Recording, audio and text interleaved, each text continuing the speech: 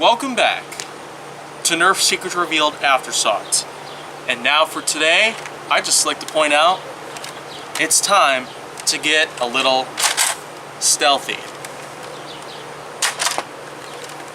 This is the AccuStrike Alphahawk, and I could say in general that it's just a complexion of both a marksman type sniper rifle and a revolver, simply because of this nice 5-dart cylinder.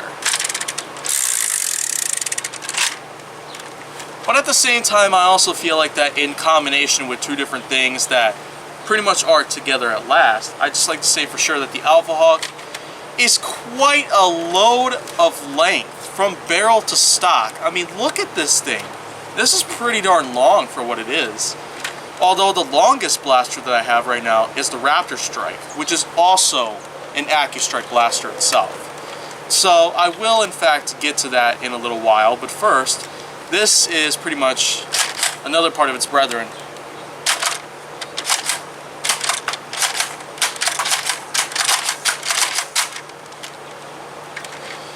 And yeah, I will say a few other things about it though. It does have itself a tactical rail on the top here, fittingly, so that way you could put a scope on it. Of course, if you wanted to transform it into an actual sniper rifle, you'd probably want to add a little more barrel to it itself. But in this case, a Nerf dart itself could become pretty much perilled by putting a lot of barrel at the end of it. I mean, if the barrel was like my wingspan itself, then I could pretty much gauge the fact that a Nerf dart would probably have a lot of difficulty trying to come out. Unless you're using an illegally modded dart, such as the Invisibullet. So yet again, let's give that a little try.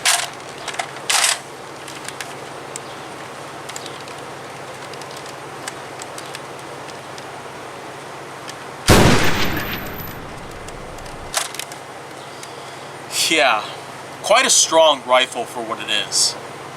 Though I will say for sure that, other than everything else I've already talked about here, I could say there's a couple cons here that I might as well disclose really quickly, because of course, the revolver cylinder itself, it doesn't necessarily turn once it's primed, but instead, upon trigger return. I mean, it's an okay aspect to itself, but of course, if you own a Nerf N-Strike Maverick, then you'd probably get what I'm talking about here, because there are, in fact, plenty of opportunities where, of course, the trigger pull or priming happens to pretty much prime the barrel with a dart inside of it.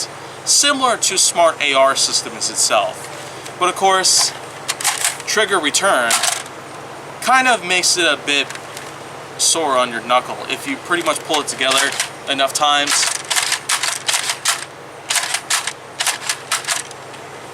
then of course, yeah, I'm kind of feeling a little numb there already. And that's simply because of the fact that, well, the pressure that's pretty much going in and out every time you simply pull back the trigger, and when you got the priming mechanism all ready to go, then simply put, it's somewhat difficult for you. Of course, you might not be able to gauge it well unless you have the blaster yourself in your own hands and you're reviewing it simply because of people like me. So, in conclusion, the Alphastrike itself does have itself some pretty good blasters itself, but the AccuStrike lineup itself is a type of lineup with many different blasters to choose from. Although, aside from the somewhat innovative usage of AccuStrike darts in and of itself, the Alphahawk may not always be the brightest option out there. There are certainly several other unique examples out there that happen to showcase their own legendary length of their own fury. And in layman's terms, this simply means that any kind of AccuStrike blaster you pick up within your own hands, you have a good chance of trying to conquer any sort of goal out there when it comes to performing really nicely. And the AccuStrike series itself is probably one of the only ways to do so, but it turns out there are only a simple yet selective amount of blasters to deal with. So, not every blaster can pretty much get to that goal itself. But another way is to say this, the Alphahawk really is a pretty okay blaster for what it is. I'd give this a decent rating. But of course, because of how long it is and the fact that, well, you already have too much barrel and stock already put in, and not to mention the ergonomics are good, actually. That's one of the only good things I could probably gauge about it. But the bolt action is pretty weirdly shaped. I mean, look at this. It's almost like a square. I mean, what kind of sniper rifle has that? I guess the joke's on me, in case if I'm not noticing anything from the right perspective. But anyways, the AccuStrike series itself does have itself a pretty good amount of blasters to choose from, and the Alphahawk probably isn't really the best example out there. But coming soon, I will talk more about its even bigger part, the Raptor Strike. But next time on NSR Aftersought comes yet another handgun.